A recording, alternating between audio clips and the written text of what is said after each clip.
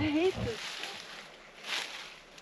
Who put this here? I just want to have a little discussion. Welcome to Hoyt's Bowhunting Whitetails. Wait. It's time to watch Bowhunting Whitetails. That is the old throwback. We'll give you, should we give a hat? No, everybody that gets it right, where that came from, gets entered in a drawing for the hat that Jordan's wearing. So all you got to do is comment and tell us where you think you've heard that before, or something similar to that. And if you get it right, you'll be in the drawing. How does that sound? I like it. Yeah. Something tells me quite a few people will be able to recognize it. Hopefully they don't cheat. Yeah. So back to the welcome to Hoyt's Bowhunting Whitetails line. Today is the 13th of March, and Jordan and I are going to see if we can find, nothing's moving all over. Sorry. Jordan and I are going to see if we can find the sheds from this buck that we call the Jordan buck. We think it's a cute name because, you know, the Jordan buck was the world record deer for a while, killed in Wisconsin way back in the early 1900s, I think, early to middle. Giant 206-inch typical 5x5. So we got a little play on words because, you know, we had tagged it as a deer that Jordan was going to hunt, this one. So we called it the Jordan buck. So it's kind of cool. So maybe this year, if it really gets to growing, it'll rival the old Jordan buck. Yeah, you never know. I'm gonna bet against it. So we're gonna see if we can find him. We looked on the other side quite a bit, on the other side of the valley. There's 3 or 4 ridges over there that have bedding points on them. We didn't find any sign of his antlers there. He might still be carrying too, for that matter. So we're gonna try all these bedding points and some of the trails on the other side of this valley. Would you say that up north here, the deer drop their antlers later than farther south, or is it? I don't think so. It's really dictated by testosterone, kind of a sort of in a roundabout way, sort of like the same timing that sets the rut dates. I see. So they're you know, it's not an exact timeline, because some bucks will drop in December and other ones will drop in April. So it's a wide range, but the testosterone levels dropping in their bodies kind of causes the antler to lose its adhesion to the skull and eventually comes off, and that's the whole process starts over again with growing the new ones. So that's kind of a little history of why antlers fall off and how. But we're going to call this episode Walking and Talking, because that's what we're going to do. Those are 2 of my favorite hobbies. Yeah, so we'll just see what comes up. We'll kind of stick together and cover some ground, but every once in a while we'll reconvene and talk about something. So hopefully you'll find it interesting. Hoyt's Bowhunting Whitetails is brought to you by Redneck Blinds, Code of Silence Apparel, Hunt Stand Pro Whitetail, Fuse Accessories, Elevate Tree Stands, B3 Releases and Broadheads, and Hoyt. I mean, they have like women's pants, but they have weird fits to them. They don't make any, just like, I get this from the boys department at Walmart, and they're tied with like heelers because they don't fit. But yeah, if anyone knows where you can get decent women's outdoor pants, let me know. One thing we've never done is talked about tracks on bowhunting whitetails. There's quite a bit you can learn from them. I mean, this one, I don't think this deer is running. He might be, but the fact that that track is sunk that deep into the ground suggests that it's a pretty heavy deer. If they're running, it's different because, you know, their momentum will carry more, you know, impact into the ground. Especially because it's going uphill. Yeah, but you can tell something about maybe the body weight of a deer by how deep the track is. You can't say, well, this big track was made by, you know, a buck, unless they're really big. All you can really say is this track was made by a deer with a big body. Well, a lot of the biggest body deer are bucks, and then the bigger the track, usually the bigger the body, and for all intents and purposes, it's an older buck. So you can tell a certain amount that way. I know the old school experts had a way of, you know, saying that if they drag their feet, that it's more likely to be a buck, but that requires some snow, you know, a couple inches of snow. Another rule of thumb was, I think it was the front end of the buck was wider than the back end. So the front feet were outside the back feet, and it was the opposite with the doe. That the back end of the doe was wider than the front end. So you could kind of get some sense of what maybe the gender of the animal was based on the tracks. But I've always, way before trail cameras, I felt like tracks were a better indication of what I was dealing with than rub size. Back then there were some studies done about the size of the rub would indicate maybe a little something about the maturity of the deer that made it, but I don't buy that anymore. Man, I saw a telephone pole on our farm in southern Iowa that got rubbed by every single deer that walked past it, the telephone pole. And you'd say, oh, that had to have been a giant buck to rub a telephone pole. Well, you could have a little 1.5-year-old 6-pointer rubbing it with the outside of his rack. I mean, every deer that went past it rubbed it. So I don't put much credibility by the rub size. But with tracks, it's hard to, if you got a big body, you're going to make a big track. And that usually means it's a buck. So anyway, it's kind of cool to, have a little something we haven't talked about before. Yeah, interesting.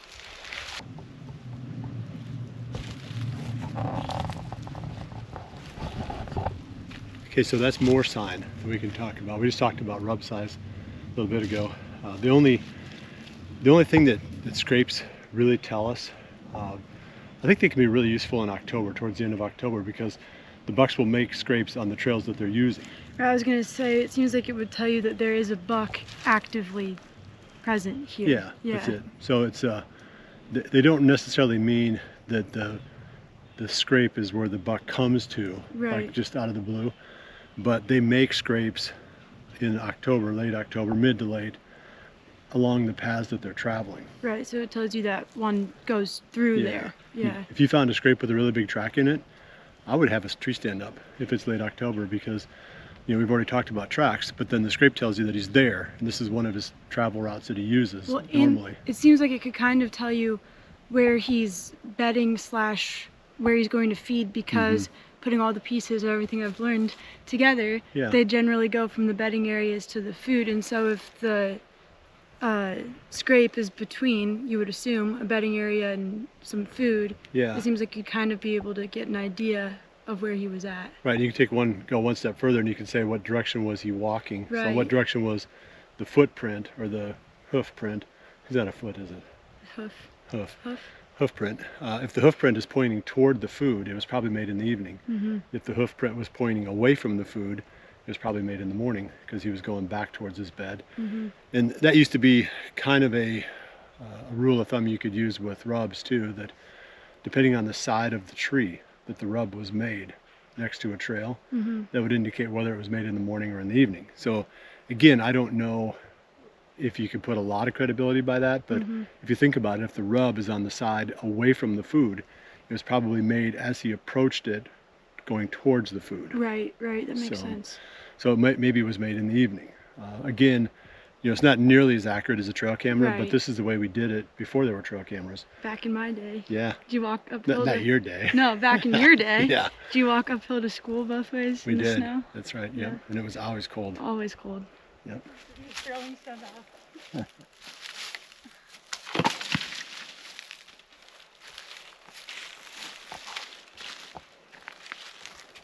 Look at all those. Oh man. Creeks and ditches. Yeah. Entry and exit. That's right. You don't stop until you get to the top. Otherwise... that's a kind of a cool name for an episode. Don't stop until you get to the top. I feel like it's a song.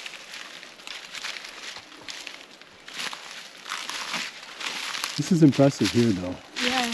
Not just that one, look down the hill. I know.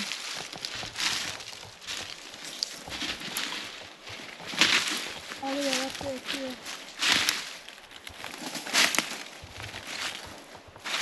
Do you see that? Yeah.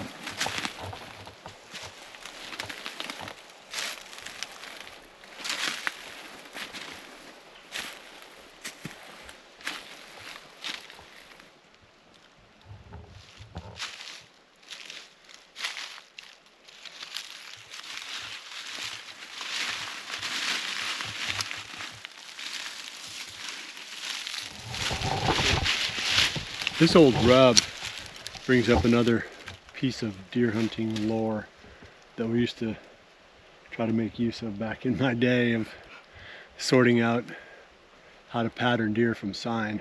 It may have been, I think there was a lot of, we call them myths and misconceptions now, but the one piece of advice that the experts would give was that if you found a rub that was year over year, being on the same tree, that it was the same buck, then he was an old mature buck, and this was his signpost, quote unquote.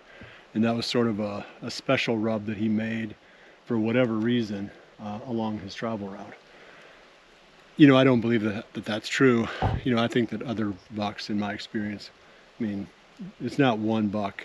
He might have made this rub in September every year, sort of like he opened it up, but other bucks are using them too. So I don't know. I think a late September rub is almost more valuable than almost anything else that you find, because a lot of times those are the most mature bucks for whatever reason. So just because you found a rub on a tree that's been used year after year, that doesn't really mean that it was the same buck that's been doing it. Now he's 5 or 6 years old. I guess it's possible that it does, but that's just another one of those old school myths and misconceptions. This is a somewhat different topic, but patterning mature bucks reminded me of it. Would you say that as they get older, they generally tend to stay in the same area unless they have a reason to leave? Like, versus like a 2 or 3 year old, their home range might change from year to year, but like, say you're dealing with like a 5 or 6 year old, would you say that you could expect his range to be pretty similar at 6 as it was to 5, assuming nothing bumped him or scared him? Yeah, more so than the younger ones. Yeah. And you'll still have some range shifts. And I remember I had this conversation with Mark Drury one time, and there aren't very many people that have kept better record of the things that they've learned over the years than what Mark has. And he came up with the number 30%. 30% of the bucks will change range every year, even in maturity. Don't know if that's true in my experience. I think the number's lower. Maybe it's 20%, but it's not like it's 0. They don't keep to the same range always. I killed a buck in 2012. We called him Loppy.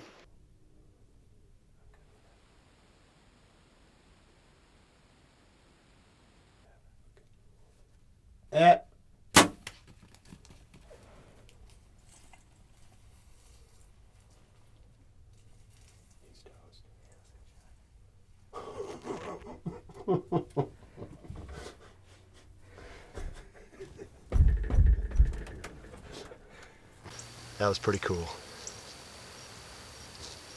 And he moved roughly a mile and, no, how far did he move? A quarter of a mile? Quarter mile every year for like 5 years. He moved his range.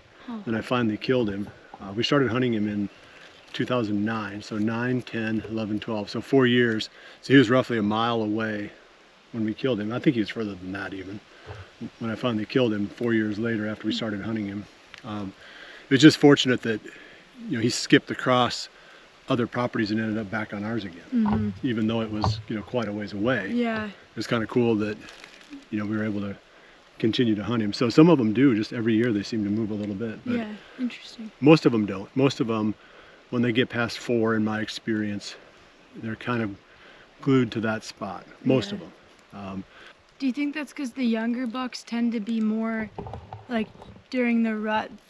They're kind of like more adventurous. You're traveling around more looking for does, and then as they get older, they just kind of stick in their area? Or what do you think causes that? I think nature does it to maintain diversity. Yeah. Because I think that the dispersal process starts when the bucks are 2. Yeah. So they live with their family group as a year-old buck. So as a fawn, they're with their mom. The next year would be their 1.5-year-old fall. And they tend to be more or less in the same family group environment as they were when they were fawns. Then at age 2, they get kind of like, okay, now you're on your own, buddy. Move out and make a living for yourself. And that's when they really start covering ground and finding a new home. Sometimes at age 1.5, they'll do that also, but you really see it. And maybe it starts at 1.5 and you notice it at 2.5. That might be it. Because if a buck is still there at age 2, he's probably going to be there for a while. and because that's sort of the big dispersal, early on in their life. And I think that, like I said, nature does that to keep the breeding diversity, so that there's not a lot of line breeding. Right. And you can get away with that in the deer. It's been well documented that they have a lot more, vigor or whatever you call it in their breeding lineage than what's recommended for most species. So it's not like you get a whole bunch of inbred deer. You hear people say, oh, they're all inbred. Well, that's not true. They might be something messed up with the herd, but it's not because they're inbred. Nature finds a way to keep that kind of healthy. Right, and then that dispersal process helps even more by bringing in new bloodlines or spreading out. That's right. Makes sense. Okay, so one more look at these cool rubs, and then we're out of here.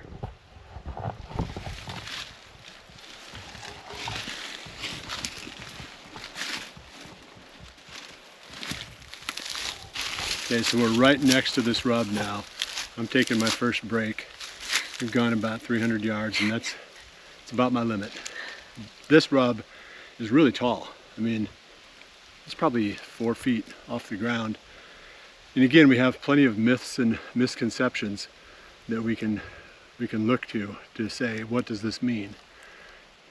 The old school thinking was, if the rub is high off the ground, one of two things: either the deer was really tall, so it had to be a big-bodied buck, or the antlers were really tall, so it had to be a buck with a big rack. Well, again, I'm kind of doubting all of that stuff, but it's kind of cool to go back and revisit some of these things that when I was a boy, it's no wonder that my hunting took so long to get it figured out. It was a lot of the stuff that we were taught when I was a kid. Oh gosh, because so much of it really just doesn't matter, and you'd spend seasons, years, trying to figure out how to pattern a specific buck based on sign, and then you realize that at the end of the day, none of it actually made any sense at all. Until you got trail cameras and you can start making true sense out of what deer do, all the rest of that stuff was just kind of, sometimes you get lucky and you'd find one with a big scratch mark in it that indicated a buck with a hook, maybe on the base of his one antler, and he'd make a very distinctive rub, and you could pattern him based on that. But so little about what we had to work with could lead us to hunting a specific buck and killing him. But now, gosh, yeah, I can't even imagine trying to hunt a specific buck without trail cameras. Like, I never thought about that before, but that would have been really, really hard. Yeah, it was really hard, and I don't think I was a dummy. I was truly not experienced, of course, but I really spent a lot of time, hundreds of hours, studying this stuff and trying to make sense out of it and tried to do it, and I could never figure it out. And finally I just said, the only thing that makes any sense is to hunt the terrain. And I gave up on sign 100% completely. And I still don't look at sign hardly. I mean, it's like the last thing I pay attention to. The trail cameras tell me which part of the property to hunt, and then the terrain tells me how to hunt that piece of property, or the food sources, But the combination of food sources and the terrain, that really almost dictates everything that the deer do there.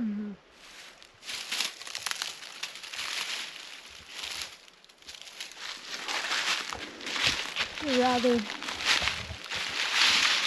strange colored pit. Spots like this should be really good during the rut, because if it's warm at all, the bucks need water because they're roaming a lot, and they'll stop. They'll go out of their way, actually, to find little water holes. This one's way back in the middle of the timber, which is kind of cool. And we've talked about hunting this in the past. Remember, we were going to sleep in that tube? And you were. we were going to do an episode called Could You Sleep Here or There? No, we determined that the answer to almost everything is yes, you could, and no, I would not. Could we? Yes. Would I? That's a different story. The tube was included, and so was the haunted shack. Yeah, the haunted shack that'd be tough for me too, I'm afraid. Well, I don't see antlers here, which is disappointing. I thought for sure there would be.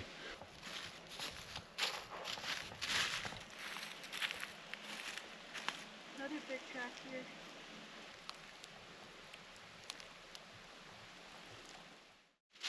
Well, we've covered a lot of ground. and we've covered a lot of different topics. So we're gonna bring the episode to a close here. I wish we had the antlers from that buck. I know. I mean, we hit a few good bedding areas and some heavy trails leading down to that food. I feel like this is a really hard country to shed hunt too, because it's so steep and the bedding areas are kind of difficult to get to, and it just takes a really long time to get from place to place. Yeah, it is more demanding physically than any other type of terrain that we have in Iowa, for sure. I mean, not that we couldn't cover all of it, it would just probably take a few days. Yeah. Well, we'll keep after it. Maybe we'll get out again, but just wanted to, hopefully you guys enjoyed our, I guess we went through a lot of different directions with our discussion, but we mostly centered around deer sign and some of the things that used to be long held that still might make sense sometimes, but that was all we had to work with back in the day. Back in the day. Well, we appreciate you joining us. We'll see you right back here again soon for the next episode of Hoyt's Bowhunting Whitetails. And remember to always Dream big.